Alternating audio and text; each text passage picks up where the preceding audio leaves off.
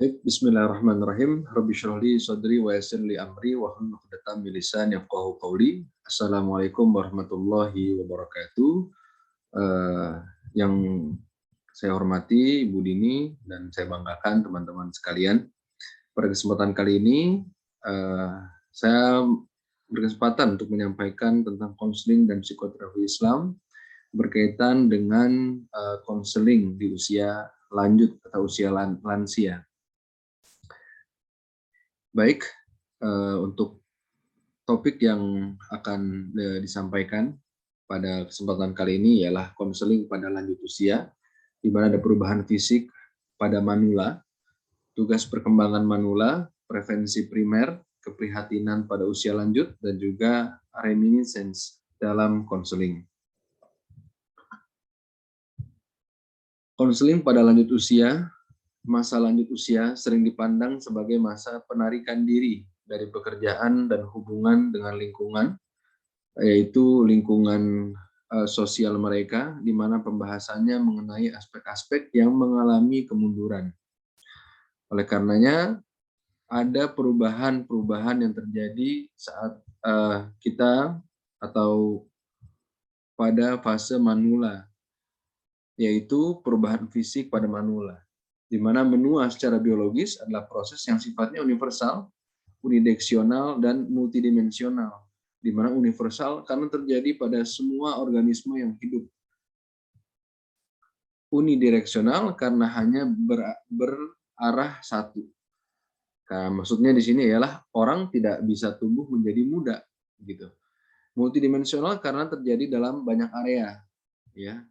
Jadi kulit mulai keriput, mata mulai kabur, pendengaran berkurang, otot menjadi kaku, dan lain yang terkait dengan proses untuk proses menjadi tua, gitu. Nah, selain itu ada perubahan besar dalam aspek fisik. Yang pertama ialah kapasitas reserve, di mana lansia mempunyai potensi melakukan tugas yang sama dengan orang yang lebih muda. Bedanya ada di kapasitas reserve ini, di mana lansia butuh waktu lebih lama untuk kembali pada keadaan yang sebelum stres atau dalam menyikapi sebuah hal, baik pada hal-hal fisik maupun emosional. Kemudian ada sistem kardiovaskuler, di mana jantung juga jantung orang yang lebih tua lebih keras untuk memompa darah. Jadi jumlah darah yang sama, tapi sehingga timbul peningkatan tekanan darah, katup menjadi kurang lentur, dan arteri cenderung mengecil. Kemudian ada sistem respiratori, di mana efisiensi respiratori menjadi berkurang, dan juga performa seksual. Nah, perubahan fisik mempengaruhi performa seksual, tetapi perubahannya tidak begitu besar.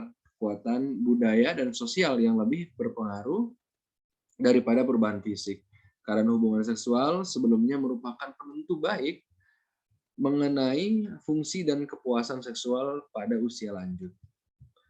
Selanjutnya, perubahan besar lainnya dalam aspek fisik ialah sistem auditori, di mana berkurangnya sistem pendengaran sudah terjadi pada awal umur 30-an.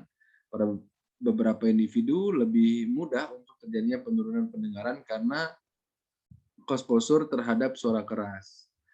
Kemudian juga sistem visual, dengan semakin tua dibutuhkan cahaya untuk melihat dengan jelas, membaca menjadi makin sulit, dan juga membutuhkan penambahan lensa korektif. Nah, ini sering terjadi ya, di mana kakek nenek kita, orang tua kita yang sudah lansia juga biasanya mengalami katarak, gitu ya. Terjadi perubahan dalam sistem visual mereka. Kemudian di kulit juga tentu elastisitas berkurang dengan bertambahnya usia. Keseimbangan, di mana puncak rasa keseimbangan adalah usia 40 sampai 50 tahun. Nah, setelah 50 tahun terjadi perubahan, itu terjadi penurunan. Kemudian juga ada rasa dan sentuhan atau taste and touch, di mana di usia sekitar 50-an ini terjadi peningkatan rasa untuk makan makanan berbumbu. Mungkin karena perasaannya kurang sensitif, bersama juga dengan penurunan sensitivitas terhadap sentuhan. Jadi rasanya ya sudah tidak seoptimal saat muda gitu. Mungkin saat tua tuh rasa garam, rasa hambar nantinya jadi rasa manis yang berlebih mungkin. Kemudian juga ada intelijensi, di mana intelijensi menurun merupakan mitos tentang orang lanjut usia. Maksud di sini ialah memang ada fungsi yang menurun seperti memori. Akan tetapi penelitian menunjukkan bahwa pembenahan kata baik pada usia 70 lebih baik dibanding umur 30. Artinya ada penurunan tapi tidak menyeluruh intelijensi gitu ya, eee, hilang. Kemudian ada pola respon di mana orang lanjut usia cenderung bereaksi lebih lambat dan kapasitas untuk menilai kecepatan speed dan waktu time itu menjadi menurun. Terjadi perlambatan dalam pola respon. Kemudian adapun tugas perkembangan manula. Untuk tahapan manula ini apa sih yang harus tugas-tugas untuk perkembangan orang yang lanjut usia atau manula tersebut, yaitu menyesuaikan diri dengan penurunan kekuatan fisik dan kesehatan, menyesuaikan diri dengan masa pensiun dan penurunan pendapatan. Nah, ini tentu perlunya adaptasi ya dan perubahan gitu. Nggak mungkin udah tua olahraganya ngikutin yang anak muda. Begitupun dengan masa pensiun dan penurunan pendapatan udah mulai awareness, self awareness gitu akan buat diri dia, masa pensiun dia, kebutuhan dia gitu kan. Karena kan dia tidak bekerja lagi, udah pensiun, memikirkan untuk masa tua dia agar tidak menyusahkan anak-anaknya, agar menjaga kesehatan, untuk berobat dan lain-lain gitu kan. Ada penurunan pendapatan, jadi harus menyesuaikan. Kemudian menyesuaikan diri dengan kematian pasangan, memantapkan secara eksplisit bahwa ia ada pada kelompok usianya. Nah, usia-usia manula ini ya, kehilangan pasangan, nah itu banyak yang dalam Islam, kalau dalam Islam itu diarahkan menjadi lebih spiritualitas ya, meningkatkan spiritualitas, di mana mendekatkan diri pada yang kuasa, kemudian juga ya, menyadari gitu bahwasanya, mereka ada pada kelompok usianya itu. Jadi makanya kita kalau ke majelis-majelis taklim, ke masjid-masjid itu kan, ditemukan memang orang-orang tua. Emang itu ya yang spiritual yang bagus, perkembangannya itu saat umur udah 40 tahun ke atas, 50 tahun ke atas. Kemudian mengadopsi dan mengadaptasi peran sosial secara fleksibel. Kira ada peran-peran tertentu ya. Makanya kalau kita lihat orang tua kita malah lebih aktif saat pada tua gitu kan. Mungkin kita sering bilang, "Ini udah tua ngapain sih?" Nah, tapi itulah, jadi dia harus memiliki peran sosial, kemudian menetapkan pengaturan kehidupan yang memuaskan. Selanjutnya ada prevensi primer, di mana penanganan pada lanjut usia dapat berbentuk konseling preventif yang membekali mereka dengan keterampilan coping yang dibutuhkan untuk menjalani masa yang akan datang. Dalam kelompok tidak saja ditentukan penyesuaian gaya hidup dengan perubahan fisik, tapi juga cara untuk tetap berkembang. Faktor usia bukanlah penghalang bagi manula untuk tetap belajar keterampilan baru, mengembangkan hubungan baru, dan mengeksplorasi konsep baru.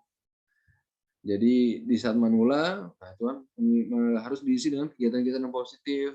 Tadi sudah disampaikan juga dengan tumbuhnya spiritualitas, ya maka lebih baik gitu ya, keahlian mungkin yang disampaikan di sini dan pengembangan hubungan baru gitu dapat diartikan berkumpul dengan orang-orang yang soleh ataupun juga dengan kegiatan-kegiatan positif keagamaan. Nah, jadi harus ditekankan older and growing, bukan growing old.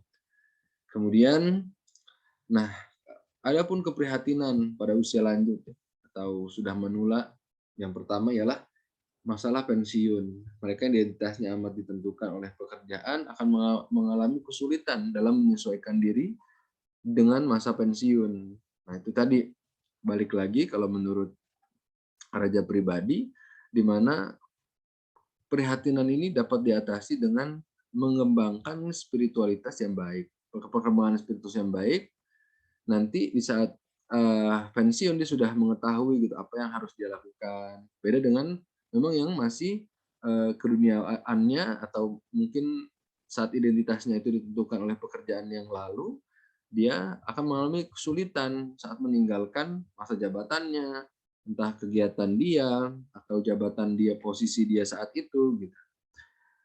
Adapun emptiness, nah di mana dia merasa sendirian, kehilangan, di mana keluarganya, anak-anak dari keluarga meninggalkan mereka untuk melanjutkan sekolah, ada yang menikah, apalagi yang perempuan ya, ikut dengan suami, bahkan pindah keluar kota gitu kan, dapat menimbulkan goncangan dalam keluarga dan krisis dalam hubungan perkawinan.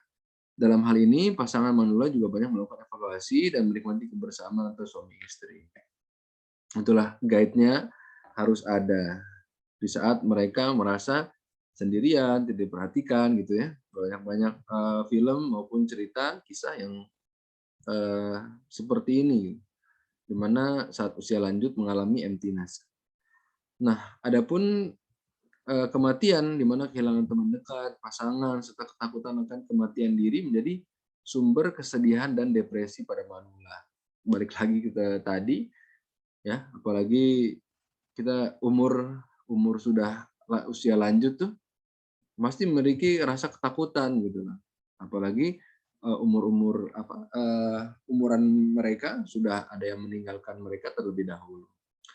Tinggal di institusi atau mungkin panti jompo gitu ya, keharusan untuk tinggal di institusi merupakan suatu yang menyakitkan. Mereka merasa kehilangan privasi, pilihan, dan kebebasan. Mungkin di Indonesia agak jarang. Nah, selanjutnya ialah reminiscence dalam konseling manula. Review kehidupan dan mengenang kembali masa lalu dapat menjadi alat utama dalam konseling yang memberi efek terapeutik. Nah, maksudnya dalam review ini orang manula ini senang sekali untuk kembali pada hal-hal di masa lalu mereka, dan mereka merasa dihargai karena ada orang yang berminat terhadap pengalaman masa lalunya. Refleksi terhadap masa lalu dapat menstimulasi minat manula pada kegiatan saat ini. Misalnya dengan menanyakan perbedaan apa yang terjadi saat mereka melakukannya dulu dengan yang sekarang. Artinya di sini pengalaman raja pribadi saat mendengarkan om-om dan juga orang tua gitu ya yang udah pensiun gitu, mereka bertukar pikiran dengan yang masih muda, sangat senang. Kita juga mendengarkan pengalaman mereka ya, pengalaman mereka di masa lalu, terus hal-hal yang terjadi pada masa muda mereka, menginspirasi, menasihati kita juga, memberikan insight ke dalam kita, mereka itu sangat senang karena mereka merasa dihargai. Kemudian penambahan arti kehidupan dengan merefleksikan prestasi-prestasi ya, yang tadi juga disampaikan, juga kegagalan di masa lalu, agar ke depan kamu begini, ke depan kamu begini gitu. Hati-hati dalam itu karena pengalaman.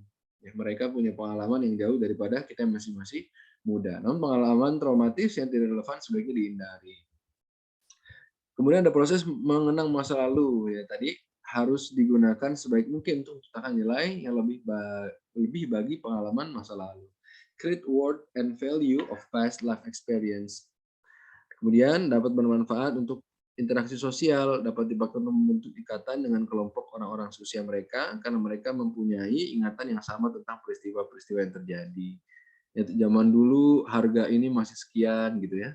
Dulu zamannya ini masih begini gitu. Mereka makanya yang orang tua lanjut usia ini senang untuk berkomunikasi, berinteraksi sosial, cerita satu sama lain, pengalaman-pengalaman masa lalu dari tahun 80-an, tahun 90-an, begitu. Selanjutnya untuk konsultasi, fokus konsultasi sebagai konselor manula ditujukan bagi orang-orang atau kelompok institusi yang mempengaruhi perkembangan dan kesehatan mental para manula. Nah, konselor dapat mengadakan pertemuan keluarga dari mereka yang memiliki orang tua lanjut usia, sehingga mereka dapat memperoleh informasi dan keterampilan yang dibutuhkan dalam membantu manula.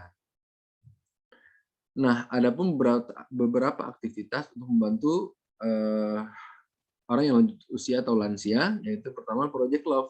Yang pertama ialah dalam program ini manula diminta untuk bekerja sama dengan anak-anak SD dalam hal berbagai keterampilan, hobi maupun membuat melukis, membuat kerajinan tangan bersama, membacakan buku atau dalam hal bentuk lain.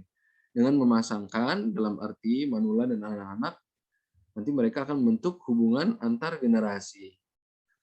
Peer facilitation training, selanjutnya, di mana program ini bermanfaat untuk membentuk keterampilan kepemimpinan dari manula serta keterampilan untuk saling membantu dalam kelompok usia mereka.